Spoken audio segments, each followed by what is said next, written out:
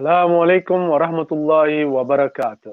Assalamu alaikum, assalamu alaikum. My goodness me, we missed 1 week, subhanallah, and it feels like an age. It's a privilege and a blessing to be here broadcasting live, the Baker Broadcast Show, Newcastle, Fast FM, swiftly touring towards Ramadan, and subhanallah, a great privilege to be broadcasting here live on YouTube, Facebook, and for you sisters and brothers out there. I pray that Allah subhanahu wa ta'ala's mercy is upon you, your beloved families, your loved ones, and all things be dear and blessed to you, inshallah. And assalamu alaikum, Dr. Abdul Haqq. It's a real privilege and pleasure to see you again this evening. Jazakallah khair wa alaikum salam rahmatullahi wa barakatuh. Assalamu alaikum wa barakatuh. Right, okay, so everybody tuning in, Jazakallah khair, thank you very much. And last week we didn't have a show. Our dear brother Hassan, his father-in-law passed away, and so there was a few things that were going on, and so we took a bit of a break there. And I'm sure you will remember him and all those that have gone, inshallah, in your du'as.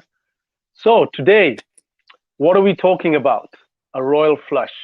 Get involved in the discussion, like, share, and get your comments in there, inshallah, and get involved with this discussion. A royal flush. So those of you who have seen the Prince Harry interview and with Prince Harry, his wife, Meghan Markle, with Oprah, doing an interview that has had a lot of build-up behind it, a lot of people talking about it, discussing it, and as you may have seen or will have seen and could not really avoid, irrespective of where you are in the world, how that interview has gone down. Now, that hasn't particularly aired here in the UK. I believe it's airing today.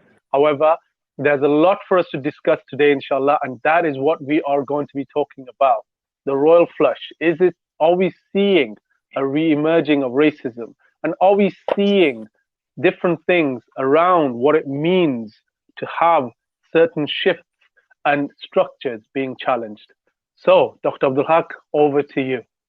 Jazakallah khair. The title, A Royal Flush, the reason I thought that was a good title to start with, wa alaikum salam, Malahat, Rahman, good to see you again, and all of those of you who are joining us.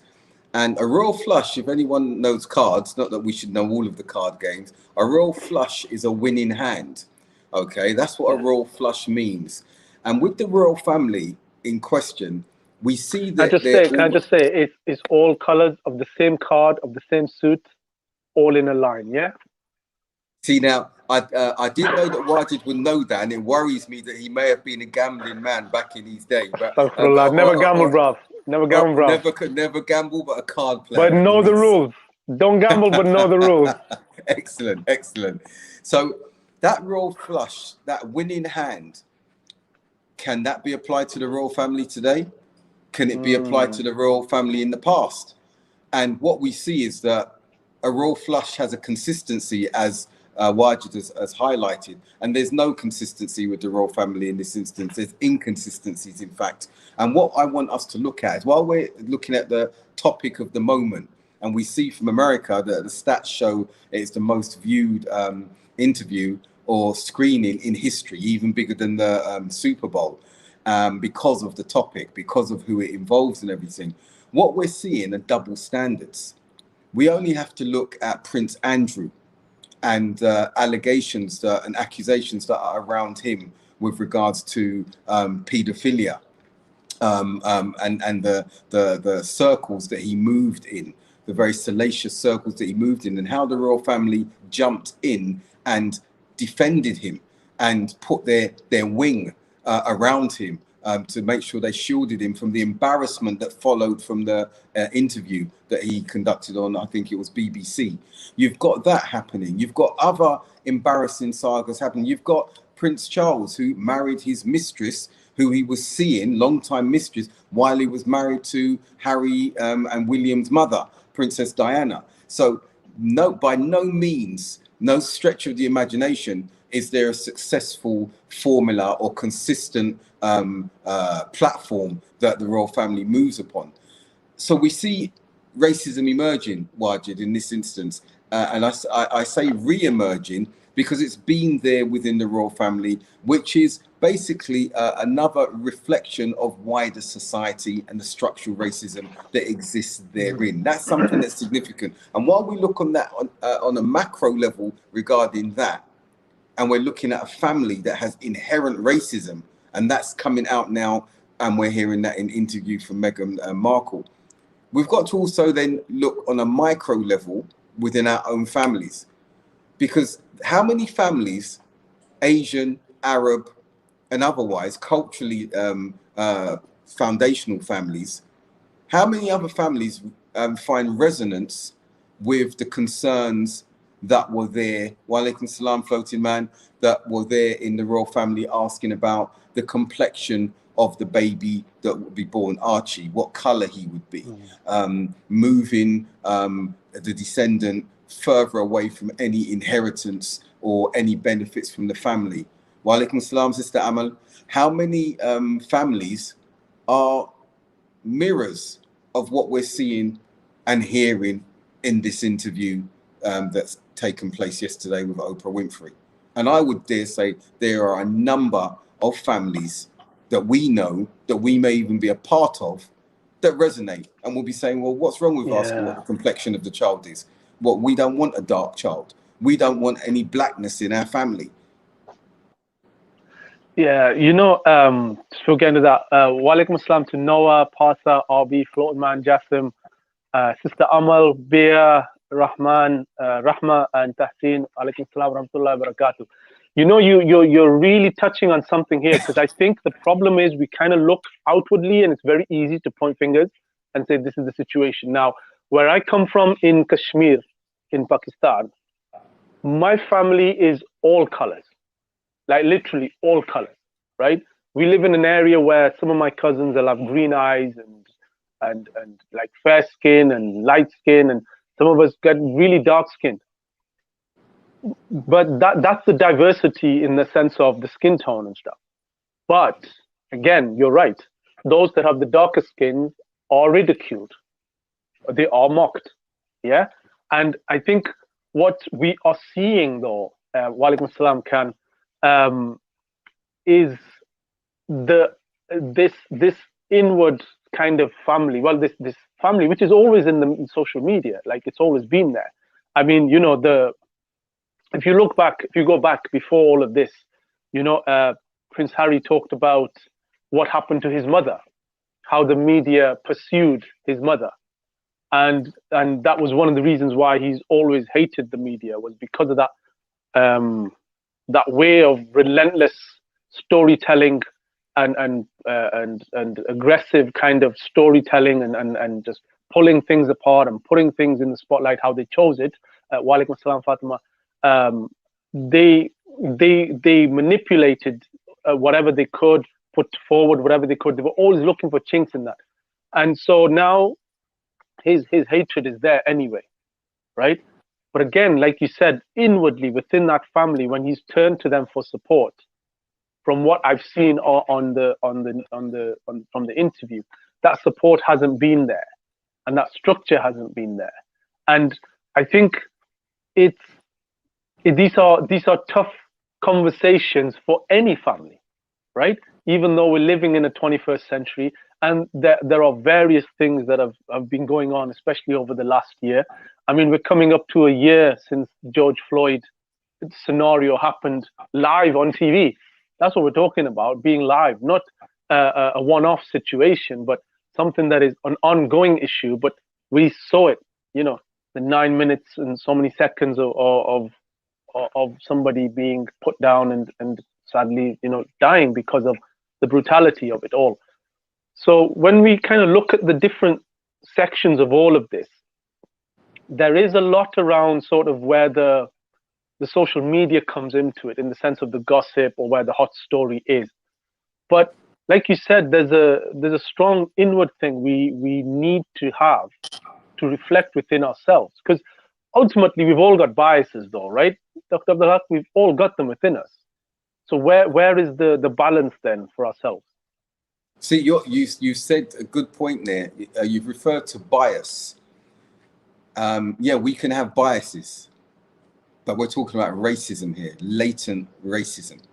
And you could see that when Harry was with Meghan, the microaggressions, the intonations in the media concerning her, and the angry black woman trope that is thrown out against black women a lot of the time.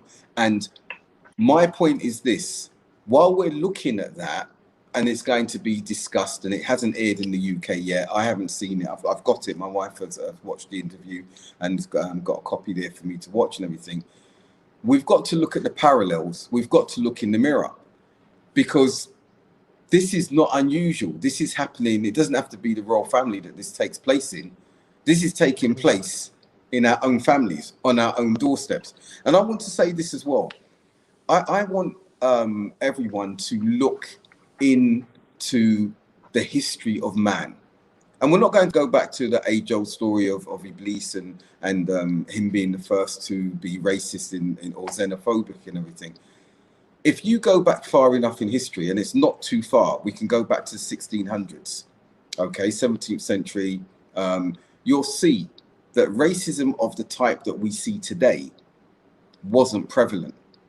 You'll see that black people, aristocracy, existed in England and across Western societies, as well as African and South American societies. We see that with Christopher Columbus, who didn't discover America, but when he got to South America, he found black Muslims already there, and civilizations, not just the black Muslims, other civilizations there.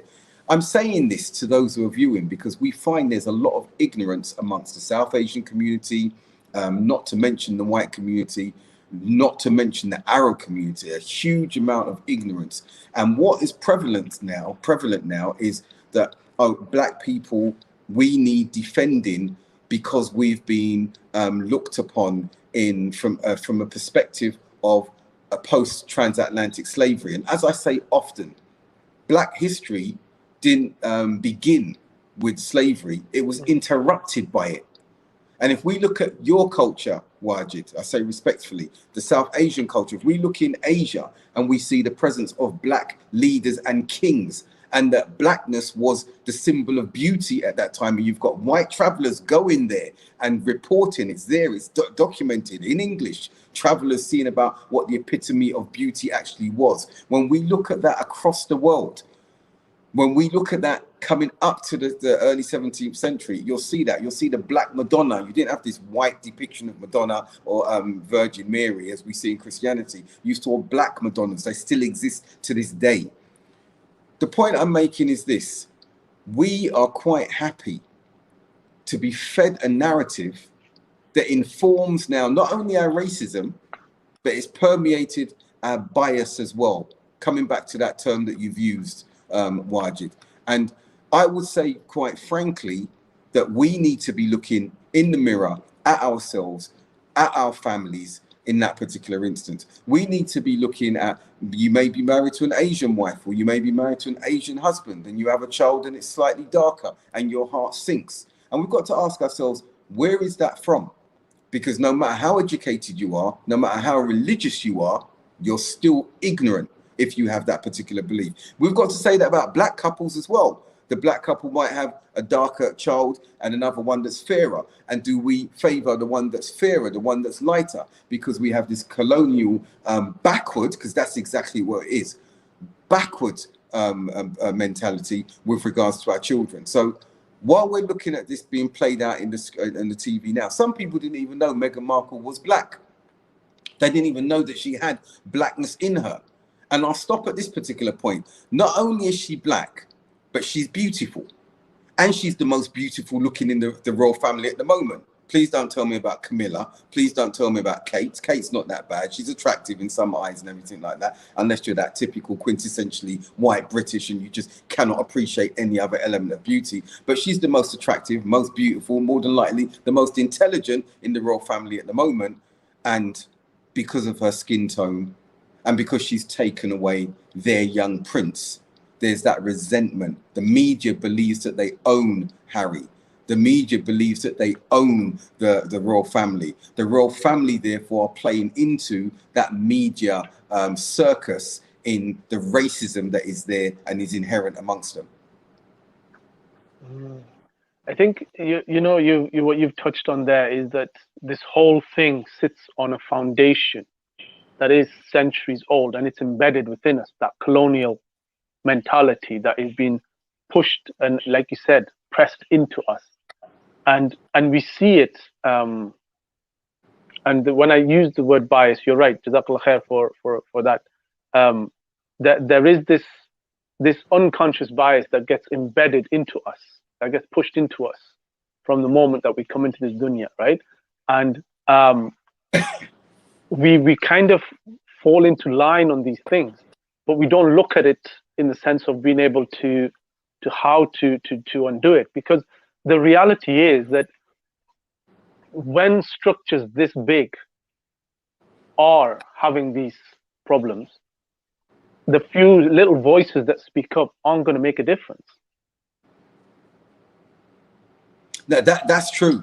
But as Pastor has just highlighted there, and there's some really good comments coming in with Octavia saying whitewashing of history. Yes, as a black person, the history has been whitewashed, and it's not history, it's his story.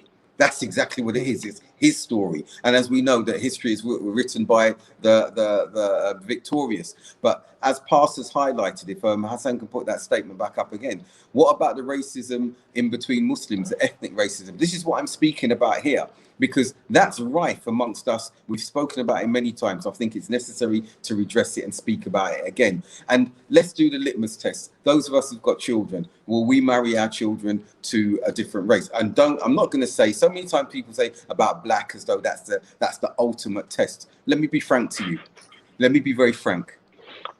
Those who are non-blacks, white, brown, Asian, non-Asian, who have married into black communities, black men, black women, okay, you'll see that they have found a relationship, a love, an intensity that they did not find amongst their own. And some will say, whoa, but how can you say that? Black women will say the same if they married.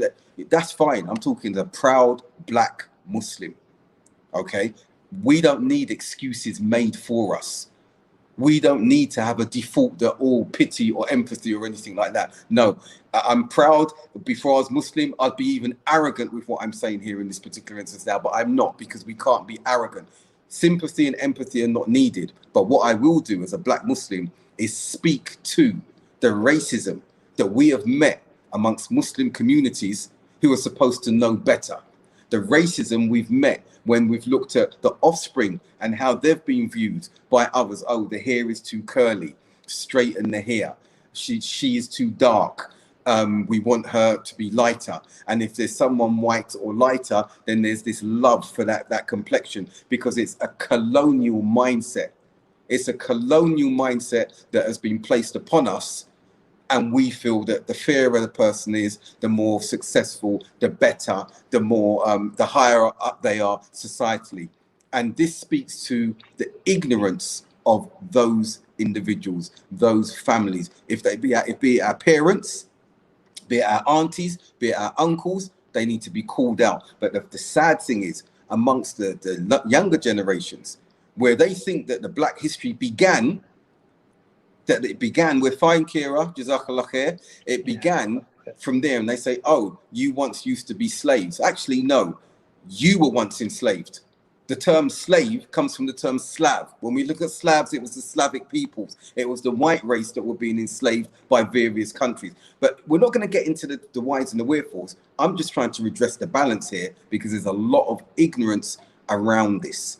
Let's move back to the story of Meghan. Let's look back to the articulate nature in which she's speaking. Let's look at when Diana spoke, her late mother-in-law, who she never met, when she spoke. Let's look at the sympathy that was there. Then let's look at later on how Martin Bashir, who interviewed her, brown man, how they started vilifying him.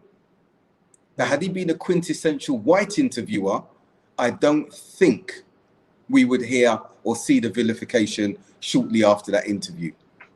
So it's so inherent media, and that's why it's good we've got Newcastle Fast. That's why it's good that we've got alternative media, because we don't need to fit into the narrative of racism that is there when brown people of color speak with such confidence and a self-assuredness, and white communities, the predominant community, tap into that. We don't have to mince our words. We don't have to be apologetic in that particular instance. See, if I can just, walaikum assalam to Kira, Jazakallah for asking, and Octavia and Salahuddin. So just want to touch on, because you touched about it, the microaggressions, right? Now, if you look at that, what is sometimes referred to as gaslighting, right? You know, these little things that keep getting said. And I know, subhanAllah, like I've not experienced it. I'm not black, right? But I know what I have experienced in the sense of the gaslighting process. And it's constantly there. And it's that constant grinding you down, right? You know, that drops of water that just wind you up, and then everything goes, you know? So that this whole process is there to do that. And I think that it's just consistent and continuous.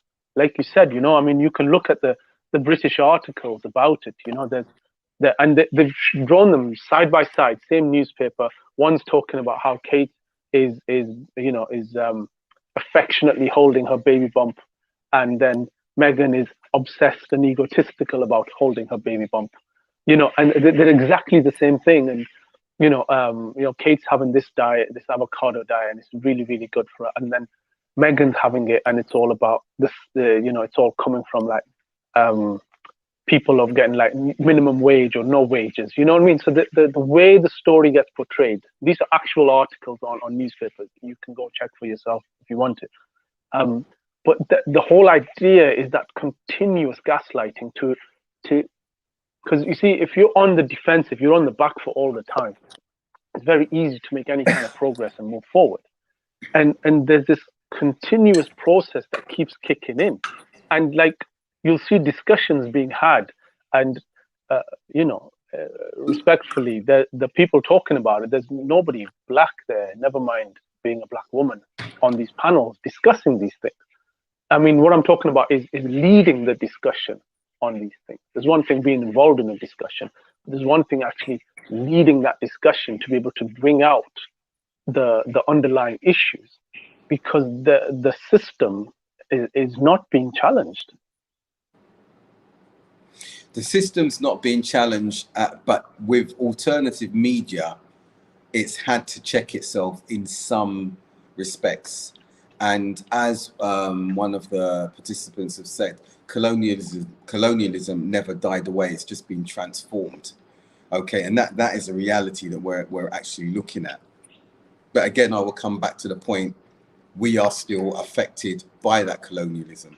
Also, Wajid, I think an important thing for myself, and I think people of colour, I'm not on the defensive. I don't need to be. And I would say that other black people don't need to be. What we need to do is get ahead of the curve, own what is taking place, own the narrative, and move on with that. So I don't feel, as a black person, as a black Muslim, I no longer am on the defensive in any shape or form. That's not how I choose to use my live my life. Also, I'm not a victim.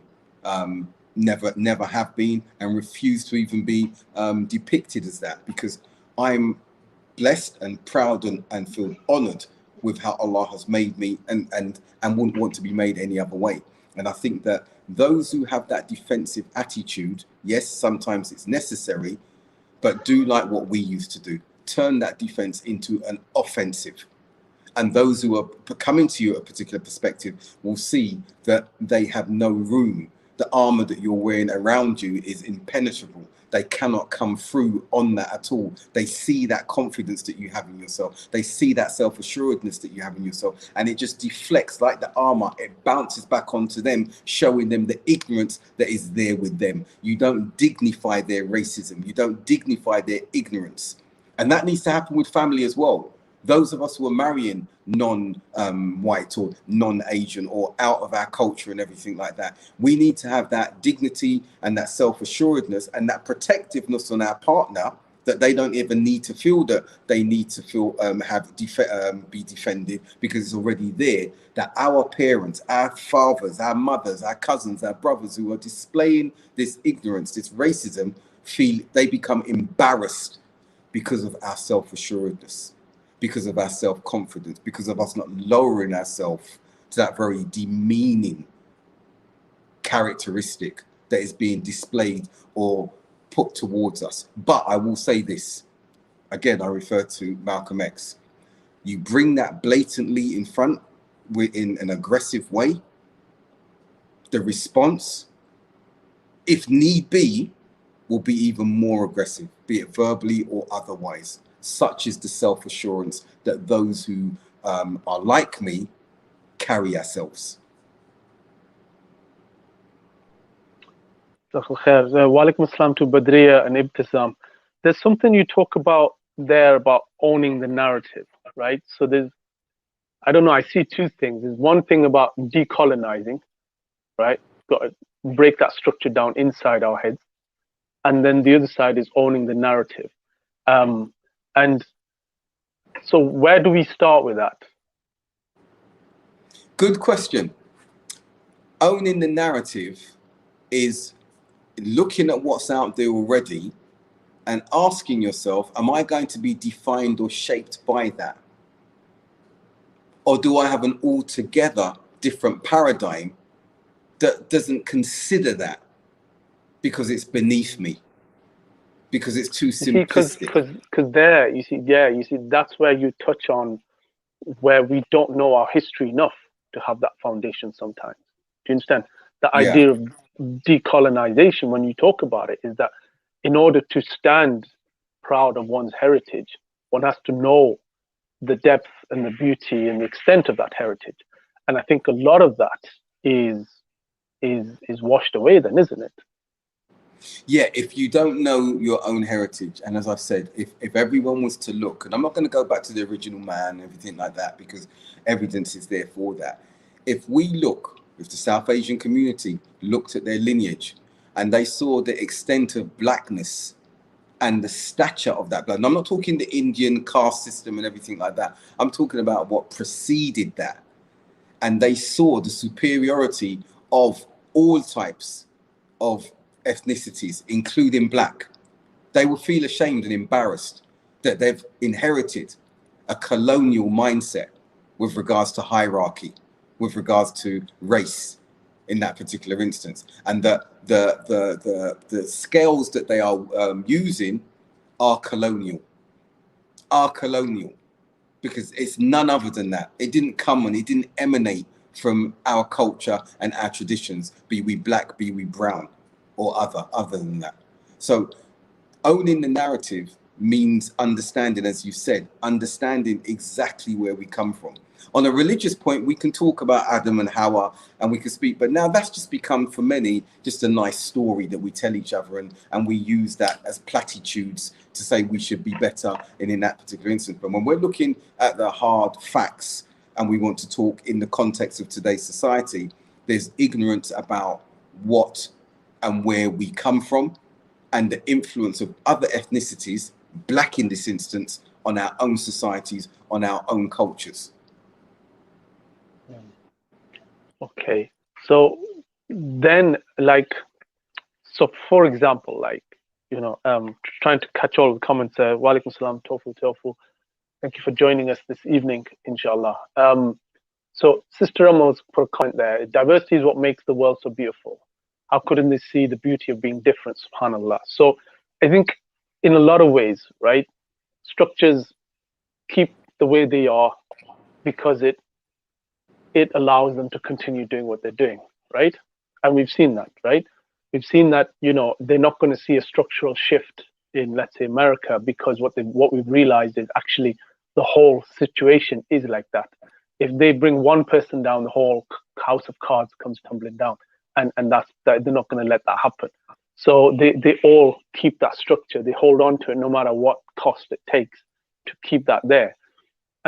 So when you talk about this idea of educating ourselves, where is it that it comes from in that space, in that place where we we really do understand ourselves. Like over the next week, for myself, for our listeners and our viewers, what's over the next week, what is it that we could be doing to really get our head around this decolonization? Because it requires a lot of introspection, Dr. Abdul Haqq. It takes a lot to be able to look in the mirror and to be able to ask those questions, but to be able to ask them in a way where we are deconstructing ourselves and understanding, like you said, within our deen of Islam, we know the narratives, we know the hadith of the Prophet, we know the verses of the Quran, but it's endemic within us. It's endemic. And this problem is something that is holding ourselves back. That whole imagery of a crabs in the bucket, right? We'll keep pulling each other down. Nobody's gonna get out in that way. So it's what do we do with that? What first we need to do, we need to step out of our comfort zones. We need to step out of our comfort zones, and we need to look at what those comfort zones are. And if there's nothing wrong with being amongst our own ethnic group, but if being amongst our own ethnic group means ignorance of the others, then there's a problem there, because we're living in a bubble in that particular instance. And I'm not talking about a social distance bubble and the pandemic bubble. I'm talking about an ethnic bubble that we are living in. We've chosen to live in that, and we've become ignorant and blinkered by that. So we need to step out of that. And in this particular climate that we're living in now, no, we can't go and mix with others and everything like this, but we can research, we can look at histories, we can see what's actually taken place. And I'll put this there, for example, why do I say, or many of us say, the black communities are the most degraded, marginalized, and looked down upon in the Western world? You only have to look at the resilience of 400 years of barbaric slavery, brutalization, and we're still here. We're still here. We hear about genocides and other races and ethnicities being wiped out, but we're still here, still kicking back, still progressing. And viewers should ask themselves, how is that? How can they still exist in such a climate? And yet there's the racism and the institutionalized racism, that the apparatus are still in place against them. So much so that in 2020, we can watch a public lynching by the knee of George Floyd. We can see Breonna Taylor being shot in her bed. And we're angry for a while because it's brought to our attention. But we should still ask that question. How is it a race of people who are brutalized to this day can still stand back up, articulate with a voice that we are not going to take this and accept this? And even at the highest rank of society, aristocracy, we see that taking place. And still, the voice is saying, this is not going to be what defines us. This is not going to be taking place. So again, answering your question, coming back to your question, seeing it on the news is not enough. And it's not just the negativity that you need to go and search for, and the sad stories and the horrific stories. You need to go and see the greatness of a people who are being oppressed in this way systematically. And you'll see that there's a very, very, very rich history that was robbed and taken from us. And then maybe then we might start understanding the reality that we're living in. Maybe then, after we've stepped out of that comfort zone and we've researched and not done an atypical what the media feeds us, but we've moved that to the side and we move forward with that. One sister, I think Bay put her up, the composition of her family, and she's proud of that.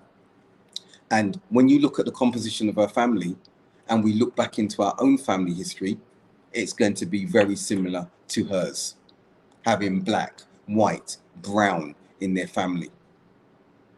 This, Bay Rani, thank you for sharing that. Black, white, Asian, Mongolian, and she's proud of that. And if you look at Wajid, I can tell you, I know back in my lineage, and I've got family with those names, Portuguese names in that particular instance. Those from Africa, in my lineage through my children's roots, there's Chinese through my other family's roots. They've got aunties and uncles living in Israel. So everyone really needs to take a step back and be humble, because their origins are likely to have all different ethnicities and hues in that particular instance. And the arrogance and racism and bias that they're actually displaying now is upon a very weak and corrupted premise. Yeah, For sure. that's really some. Yeah, subhanallah. Just walaikum assalam, Sister Shabnam, Sister Fatima, and Brother Jordan. Assalamu alaikum for joining us. You've touched on something there in the sense of what we get taught. Again, it's about control, about who controls that narrative. And like you said, we get this ideas thrust upon us because it's about who's controlling that narrative. Then, it's about being able to take control of that narrative and speak up and say something. Actually, I'm not going to put up with this. This is unacceptable. This is a wrong behavior. And like you said, genetically, there's that we don't know quite until you start unraveling the DNA and see where that comes from. But inevitably, there is that has happened. That happened for centuries. People traveled all the time, and families were like this. This is what happened. It's kind of a new kind of concept where this is who you are. This is what you've done. And then the idea that you're mixed race is just two races mixing together. Whereas you're right, there could be, you don't know where that heritage from that side is from and where that heritage from that side is from. And so when we consider where that narrative is, I think, the stronger we can identify with ourselves in that way. Somebody else put up a really intelligent comment that if you identify with our race first, or it's an interesting comment that we identify with our race first and then our deen, then there's a problem. But when we identify with our deen, then our race is part of what we are. It's part of our identity. But ultimately, it comes under that banner. But the issue and the problem we have is our race becomes that biggest part of our identity. And like you said, either in a positive way or in a negative way. And this is where the problem is, that irrespective of whatever the deen is in the person's heart, in the person's action, speech, behavior, etc., that can all be washed away based on the person's race, or those that lacking in deen can be overlooked based on the basically being fairer skinned.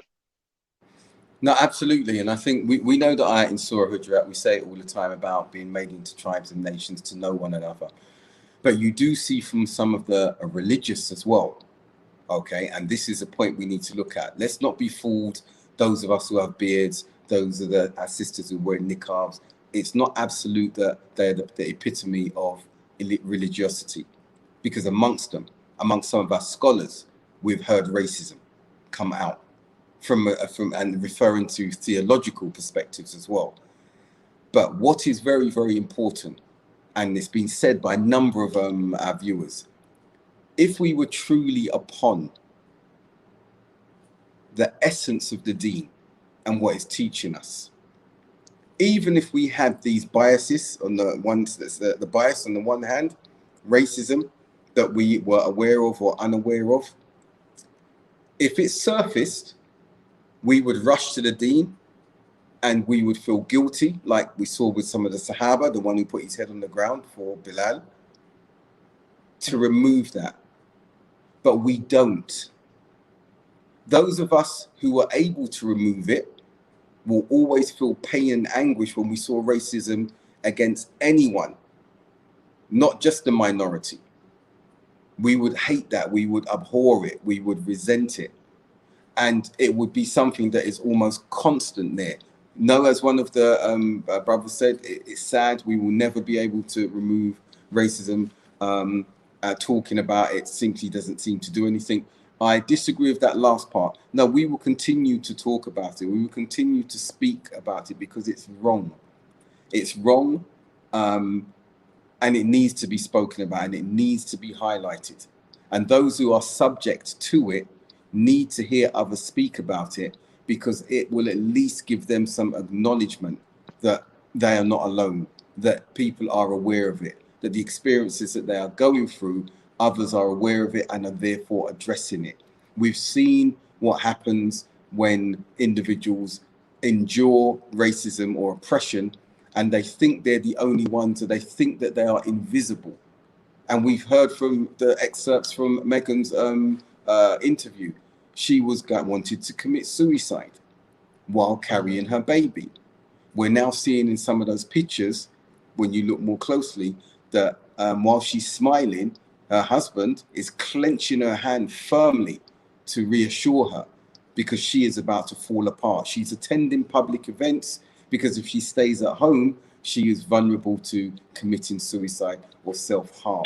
So when it's not spoken about, when this is put into the background, those who are enduring it, be it bullying, be it racism, be it any type of oppression, being the sisters who are being oppressed in their home, beaten in their home, whatever's taking place, FGM, these oppressive, heinous acts, if no one talks about them, especially with the forums that we have today, then those individuals are being left in the darkness of the spaces that they're in, and those spaces overwhelm them. They overwhelm them. And those who are not strong enough either harm themselves, commit suicide, or have serious mental breakdowns because there's no outlet or there's no acknowledgement by others who might not know them, but they know the reality and the examples and the circumstances that others face. So we need to keep talking about this. We will keep talking about this. It's important to.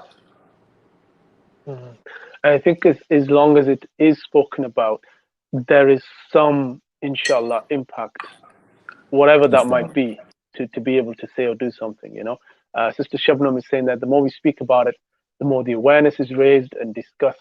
If we stay quiet, the poison continues. And it does. It does not only continues, but it spreads. Yes. It's almost like giving it a green light by not challenging it. You know, it's like, you know, with your kids, you know, when they get up to something they shouldn't be, if you don't tell them off, they're just going to pursue it more. It's just going to get, you know, it's like, okay, look, you got to stop this now. This, you know, whatever that might be in a light-hearted way, we're talking about it. But this poison that, you know, Sister Shabnam is talking about, it does, it permeates, it spreads. And it's like, oh, well, that person didn't say anything about it. So therefore, it's acceptable. And it becomes something that becomes a norm in a society, in a community, you know, astaghfirullah al-azim. You know, somebody saying there that racism is in all tribes of God. I can't pronounce that name. I'm not sure. Olaf. I'm going to go with Olaf, the surname or the second name. But yeah. So what do you say on that then, Dr. Abdul Haqq? That racism? Yeah, there is xenophobia. I prefer to use the term because we're speaking about racism generally now. I'm not going to get technical, but racism can only be implemented by those who have an authority and a power to do it. But whether it's ethnic racism, whether it's structural racism, but yeah. Inherent in all of us is this xenophobia, is this distinguishing on account of ethnicity. Even as mentioned by one of the viewers, the participants, that we have got racism amongst our own kind. Okay, racism amongst Asians, racism amongst Black people. It is actually there. Again, it needs to be spoken about. It needs to be highlighted, and we have to realize that this trait is not a godly trait. This trait is not a noble trait. This trait is, it reveals the baseness and the ignorance and the lowliness of the one who brings that to the fore. And if we've all got it, it's something that we have to contend with and we have to subdue. It's very important that we actually do that. How many of us do it regularly? I don't know. How many of us are aware of it? I don't know. But when these discussions come to the fore and we see what's happening with public figures in that particular instance, yes, we can point the finger and talk about them, and we should, but we have to check ourselves at the same time as well. Have we had a concern for when a baby's going to be born, our own child? We have, unfortunately, in the patriarchy that we live in and the misogyny that's prevalent amongst us, we have, our wives are expecting. How many of us have wished and wanted that it's a boy that's going to be born if we haven't had a son.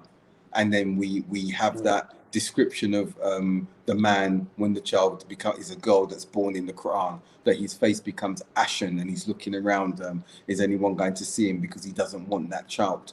Okay, we're not doing is it infanticide, we're not killing our children alive and burying them now, but how many of us are like that? How many of us have those particular traits there? Okay, it's very important that we check ourselves. You know, today's what is it? It's the day of the Women's Day today in that particular instance. And while we're talking about racism, we've got to look at oppression that is meted out. And black women get a double whammy. Black women get a double whammy. Black Muslim women get a triple whammy. Okay, so we've got to look at that, and no one knows. I don't care how empathetic you may feel you are as a sister, brown sister, white sister, whatever. Being a black Muslim practicing woman in the world today has got to be one of the biggest challenges just to exist. Being a woman in and of itself, of virtue, is difficult enough today. So we cannot fathom how challenging it is just to be yourself. Oh, you back? I'm back. Lost you there for a second. Sorry, you were saying it's challenging, be yourself. That's where we lost you. Yes, being yourself today as a Muslim woman, being a black Muslim woman, is difficult enough as it is. Is difficult enough as it is. So when we are talking about racism from a remote place, we've got to remember that within our circles, there are those who are enduring it, the microaggressions, daily, especially black women, especially black Muslim women. And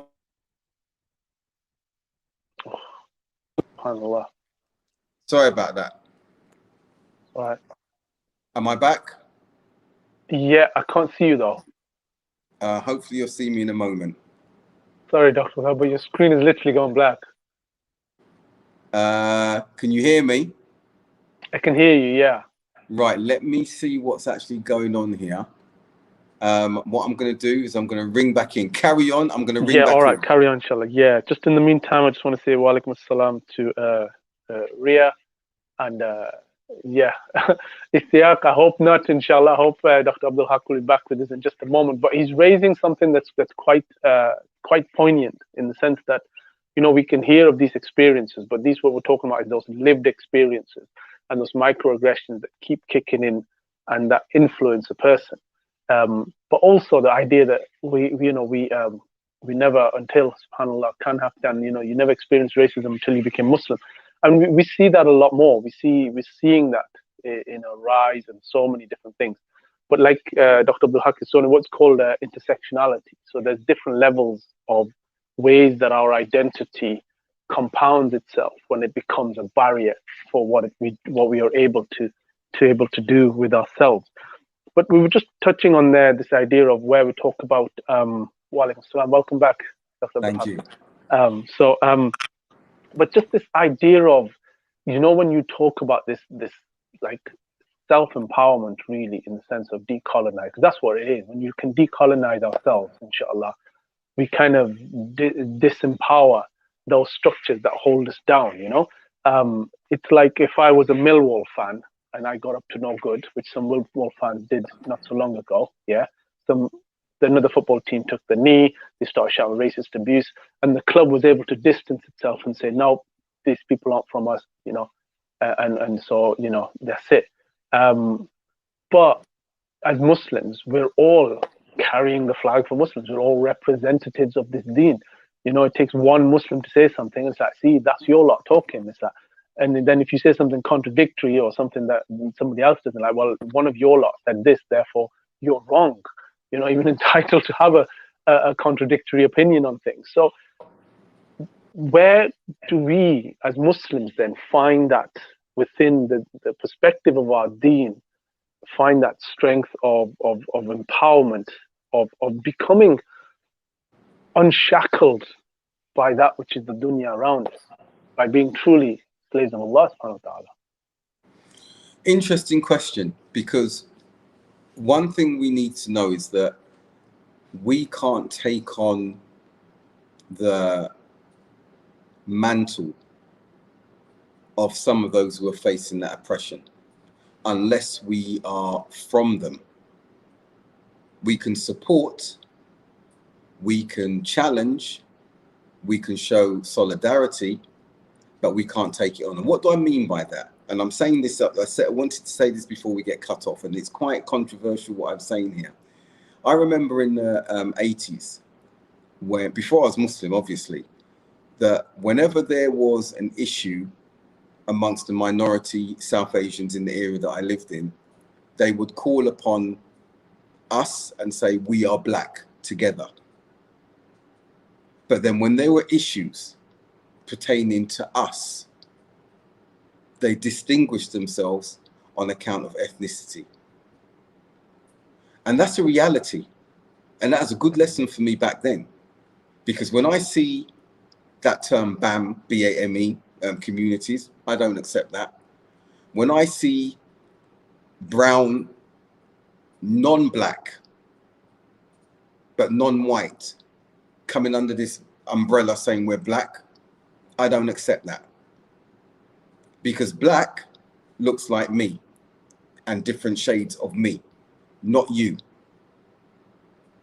So in that instance, you may be able to empathize, support, show solidarity with my plight, if I see it as a plight, if you see it as a plight. But you can never say we, unless of course, it is spoken as Muslims. So for example, when I speak of the Uyghurs, I say we, because they're oppressing Muslims. When we talk about Kashmir and other communities, I say we, because we're talking about a construct that is overarching of any ethnic background or composite structure. But the moment we start talking culturally, the moment we start referring ethnically, the we, without the religion, dissipates. And we've seen that we've been divided on those grounds before, even as Muslims. The Arabs were never called white and considered white until the 1950s, thereabouts, when the predominant global race, being the Caucasians, America in this instance, and the Brits, said, you are white like we are.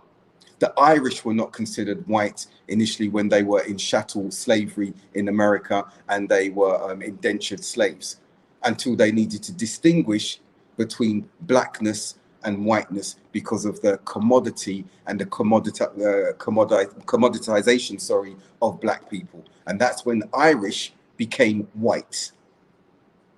So when we look on these lines and we don't look on the religious lines, none of you can say we with me. But if we speak on religious terms sincerely, and it's not just lip service, that your daughter is married to his daughter, my daughter is married to a white individual or brown individual, and I've got absolutely no issue with that at all because of the religion, only then can we say we. Only then. So when Muslims are talking around, and we saw some Muslims kept quiet with the George Floyd thing, all lives matter, they're racist. I'll call you out. If any of you are watching this show now, you're racist because you did not understand the import of Black Lives Matter, not the organization, not the movement, the cause. Any of you who said all lives matter, any of you who deflected and said, what about the Uyghurs? What about Kashmiris? What about the Palestinians? At that moment, you're not with us. You're not with black people. You're not even with Islam by making that call there. You are anti-blackness. And that's what's taking place now, as we see in the media. And any Muslim who is speaking in this way, like, oh, what's wrong with them asking about the baby of Meghan and everything like this, you're racist. You are racist. Unless you speak from a platform of religion, unabashedly, unashamedly, you are not with me. You are not of me. You cannot represent me. You have no empathy for me. You're racist. You have a trait of racism in you. When it's religious, you will speak for everyone. You will speak for anyone who's being oppressed, unhesitatingly, without second thought, because your religion, our religion, says to stand up against oppression. You will not give it a second thought. You will not say all lives matter. You will never say that. You will speak at the moment to that particular cause. And that also goes for black people. If we dismiss now, when the Black Lives Matter issue has abated a little bit, it hasn't gone away, it will never go away. But we're seeing a genocide taking place in China. We then need to speak to that with the same vocal manner and vociferous nature that we're speaking about Black Lives Matter, because it's raised its head in that particular instance. And then let's go to Myanmar. Those who were saying, oh, look what's happening in Myanmar, it's really sad, it's really bad and everything like that. Yeah. What should we be saying? We should be saying, okay, that is bad, but the same people who are calling for support and everything now remained mute when the Rohingyas were being their own people, their own ethnic minority who were Muslim. Let's not get it twisted. Let's not forget how racism works. Very important, these points I'm making now. And some may not like what's being said, but you want to be of me all the time. Be about supporting blackness all the time, where blackness needs to be supported. And I'll be frank, blackness doesn't need to be supported.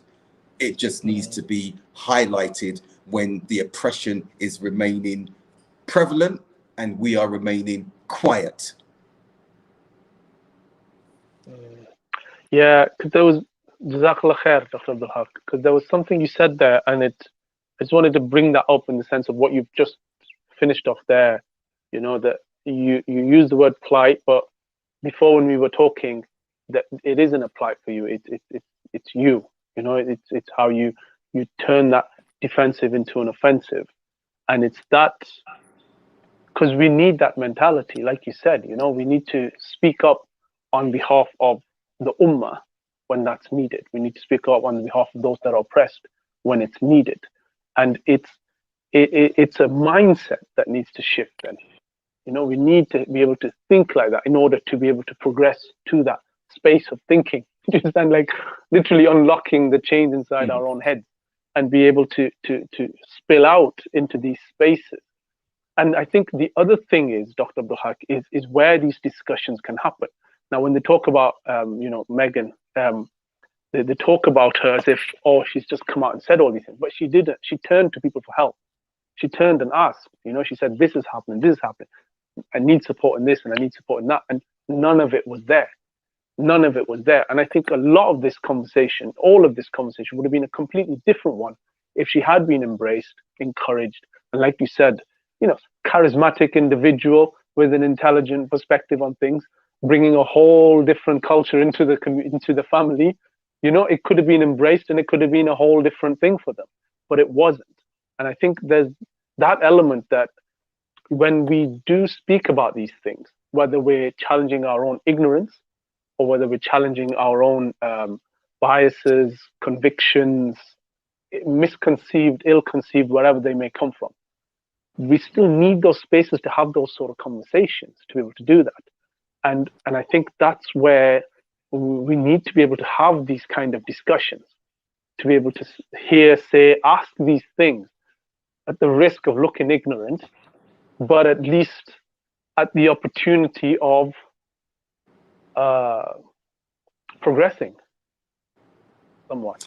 And absolutely right. And I would say this, let's be clear, Meghan, we as black people, those of us suffering or being subjected to or witnessing racism, and I don't witness it. Maybe is it because I'm impervious to it? No, it's because when I walk, how I move, there's a self-assurance, and some might not like hearing that. And those who know me now, my job, as you know, I'm presiding over 2 predominantly Pakistani-led institutions as in a CEO capacity, associate professor in another institution, head of academic affairs from a Pakistani association, in the Middle East, running Arab institutions, and in this particular instance. And I don't look at my color, and I don't look at the color of the other individuals. I look at my role, my job, my professionalism, and the foundation of that is my deen. When someone ignorant may want to raise an issue that may remotely resemble racism and bring it to me, they see very quickly I'm not that guy. And they become embarrassed because of that impervious, impenetrable armor that I place around myself. That confidence with which I walk, that Allah has given me, and it's Allah who's given me that. So I say this, we, the people who are subject to racism, black people, anti-black racism, we don't need your support. We don't need you to do anything for us. You've got everything to do for yourselves though. Because in doing for yourselves and making yourself aware of your weaknesses, of your ignorance, of your latent bias that is feeding into that societal, community, structural racism, in you dealing with yourself, you can assist in dismantling what is being portrayed in that environment of anti-black racism. So we don't need anything from you except that you look at yourselves. And I say that respectfully to you, Wajid. I say that respectfully to all non-black people.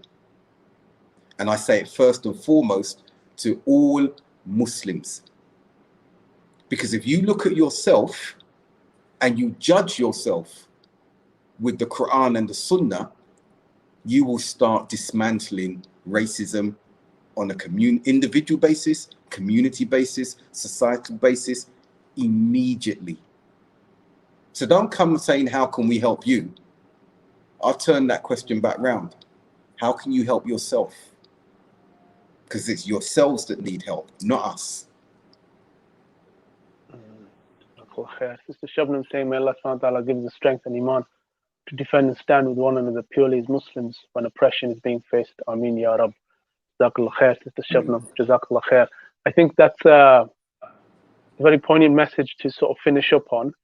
And yeah, is there anything you wanted to sort of close up on, Dr. Abdul Haqq? I think I've given enough food for thought, and the challenge has been thrown down to our brothers and sisters and non-Muslims. We've got the issue of racism is deflected outwardly to everyone else. We are just that litmus test that is happening to for you to deal with. Yeah, very true. Jazakallah khair, barakallah feek. Thank you very much for your time this evening, Dr. Abdul Haqq. Somebody put it up there. I think they're going to be showing that interview today at 9 p.m. on ITV in the UK. Where you are, I don't know what TV channels you have, so I can't comment at all. Yeah, Oprah interview on Meghan, 9 p.m. on ITV. And yeah, so for those of you who really want to get it from the inside of it, and I think it's important to understand the premise of where it's come from and what could have been done to avoid this whole thing. Like you said, you know, it's been the most watched thing, but nonetheless, it's come to this because of that lack of introspection within that. But that lack of introspection doesn't just exist in those people. It exists within ourselves, and it's something that we need to continually challenge ourselves and awaken ourselves to, however that might be, inshallah. Because ultimately it brings us closer to Allah subhanahu wa ta'ala. You know, removing that ignorance brings you closer to Allah subhanahu wa ta'ala. Removing that misguidance brings you closer to Allah subhanahu wa ta'ala. Removing those bits of ego or misguidance, it protects you from the whispering of the shaitan. and the misguidance that quickly leads people astray. May Allah subhanahu wa ta'ala protect us and guide us from it, inshallah. So I want to thank all of you, Sister Badriya as well, Jazakallah khair. Thank you very much for your messages there. And all of you, inshallah, who've commented, Jazakallah khair. They've been coming in thick and fast, very hard to pick up. Sister Sam, Jazakallah khair. All of you who've given your salams, appreciate all of you joining in.